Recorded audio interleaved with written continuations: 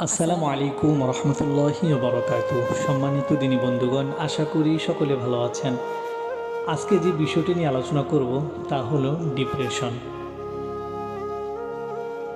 বাস্তবে ডিপ্রেশন বলে কিছুই নেই, সবটাই শয়তানের ধোঁকা।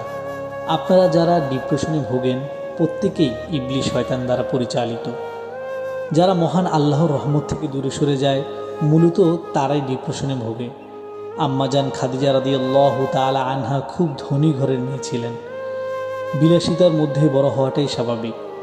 নবীজির ইসলাম প্রচারের কারণে অন্যান্য গোত্র যখন কুরাইশদের অবরোধ দিল, তখন নবীজি আর আম্মাজান খাদিজা রাদিয়াল্লাহু তাআলা আনহা এর গোত্রের শিশুদের 2.5 বছর তীব্র কষ্টে থাকতে হয়েছিল। এমনকি খিদার তাড়নায় গাছের পাতা পর্যন্ত খেয়েছিলেন। বিলাল রাদিয়াল্লাহু তাআলা আনহু ছিলেন হাবশী কৃতদাস। ইসলাম কবুলের অপরাধে তাকে মরুভূমির